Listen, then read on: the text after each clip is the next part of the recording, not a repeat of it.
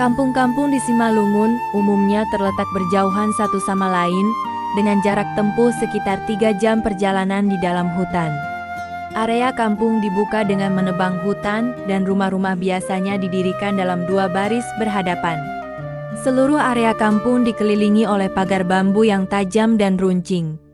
Di zona transisi ini, ditemukan banyak perbukitan dan jurang-jurang dangkal yang tidak sedalam jurang di Tanah Toba pada umumnya. Sebagian besar wilayah luas ini, termasuk Tanah Raya dan daerah-daerah yang lebih ke utara, diselimuti oleh hutan berat, baik hutan primer maupun hutan sekunder yang lebih muda dan semak belukar. Menariknya, mendekati pegunungan perbatasan, bentang alam diselingi oleh padang alang-alang yang luas.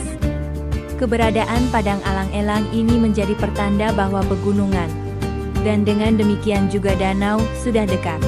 Namun, berbeda dengan padang alang-alang yang gersang di Toba yang juga mulai terlihat di sisi pegunungan ini, padang alang-alang di Simalungun tetap sangat subur.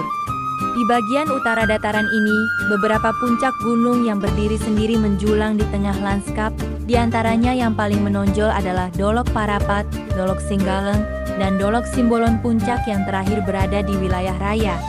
Puncak-puncak yang terletak lebih utara dan terlihat dari arah danau, seperti Tanduk Banua dan Dolok Emprereng, sudah termasuk ke wilayah Tanah Karo. Lanskap Tanah Jawa, Siantar, dan Tanjung Kasau hampir sepenuhnya datar, kecuali di bagian di mana Tanah Jawa dan Siantar terhubung ke pegunungan perbatasan. Setelah menuruni pegunungan dari sisi ini, kita sampai pada sebuah dataran tinggi berplateau yang merupakan kelanjutan dari dataran tinggi Toba yang mengelilingi seluruh danau. Di dataran tinggi yang benar-benar gundul ini hanya ditumbuhi alang-alang dan berbagai jenis rumput, terdapat beberapa lanskap yang termasuk dalam wilayah Simalungun Tanah Jawa. Wilayah lainnya, termasuk yang berada di sisi Simanuk-Manuk Uluan, sepenuhnya merupakan wilayah Toba. Selain itu, seluruh negeri ini dialiri oleh aliran sungai-sungai gunung yang tak terhitung jumlahnya dengan arus cepat, serta air yang sangat jernih dan dingin. Lebar sungai-sungai ini bervariasi antara 3 hingga 20 meter. Di daerah hilir, beberapa sungai ini dapat dilayari, namun hanya oleh sampan-sampan kecil. Mereka tidak sebanding dengan sungai asahan, misalnya. Dari perdagangan bandar hingga ke pantai, Sungai Bahapal adalah salah satu sungai yang dapat dilayari. Namun, pelayaran di sungai ini menghadapi banyak kesulitan. Sungai ini kadang-kadang benar-benar hilang ke dalam pasir atau rawa, membentuk anak sungai kecil yang tak terhitung jumlahnya yang seringkali sangat sulit dilewati, bahkan oleh perahu kecil sekalipun. Mengenai kelayakan pelayaran di sungai-sungai lain yang secara lokal disebut bah, sedikit informasi yang tersedia, meskipun kemungkinan besar keadaannya serupa dengan Bahapal. Jurang di mana sungai-sungai ini mengalir sangat dangkal. Jurang terdalam yang ditemukan di sepanjang rute perjalanan mungkin hanya berkedalam 20 meter. Di sebagian besar sungai, permukaan air hanya mengalir beberapa meter di bawah tepi sungai, sehingga sangat mudah untuk mengalirkan air ke tanah di sekitarnya dengan membuat saluran pendek. Tanah yang sepenuhnya datar ini akan dapat dengan mudah diubah menjadi sawah yang, mengingat kesuburan tanahnya, akan memberikan hasil panen yang melimpah. Hampir semua sungai kecuali beberapa sungai sangat kecil yang menembus pegunungan perbatasan yang berfungsi sebagai pembagi air dan bermuara ke danau-danau Toba mengalir dari arah barat daya ke timur laut dan bermuara di pesisir timur Selat Malaka. Arah aliran sungai ini secara alami menentukan arah perdagangan wilayah tersebut.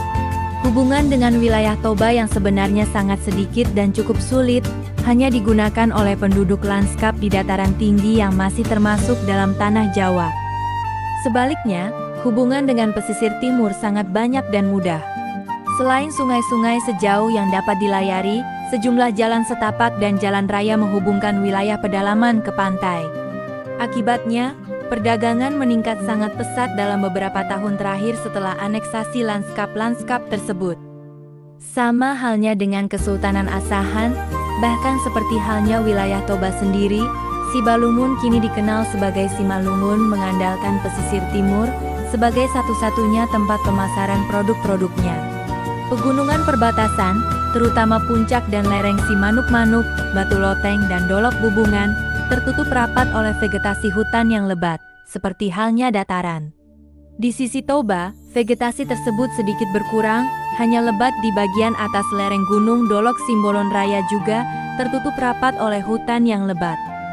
Kampung-kampung di Simalungun umumnya terletak berjauhan satu sama lain, dengan jarak tempuh sekitar 3 jam perjalanan di dalam hutan. Area kampung dibuka dengan menebang hutan dan rumah-rumah biasanya didirikan dalam 2 baris berhadapan. Seluruh area kampung dikelilingi oleh pagar bambu yang tajam dan runcing. Pagar pembatas ini biasanya memiliki 2 pintu keluar yang letaknya berseberangan, yang ditutup dengan jenis pintu brengsel jungkit bascule, juga terbuat dari bambu. Tembok pertahanan di sekeliling kampung tidak ditemukan dimanapun, kecuali di lanskap Simalungun yang terletak di sisi pegunungan perbatasan ini, yang secara umum memiliki karakter yang lebih toba daripada Simalungun. Jalan setapak biasa melalui hutan dan ladang menghubungkan satu kampung dengan kampung lainnya. Semua jalan di Simalungun memang masih berupa jalan setapak biasa. Di 3 kerajaan yang telah dianeksasi, jalan-jalan tersebut di beberapa tempat telah dibersihkan dan sedikit diperlebar. Penyeberangan sungai terdiri dari 1 atau lebih batang pohon yang diletakkan di atas air, dengan atau tanpa pegangan tangan. Dari Labuhan Ruku, sebuah jalan yang dapat dilalui kendaraan telah dibangun menuju Pasar Maligas, sebuah kampung dengan 16 kepala keluarga, yang terletak di wilayah Tanah Jawa.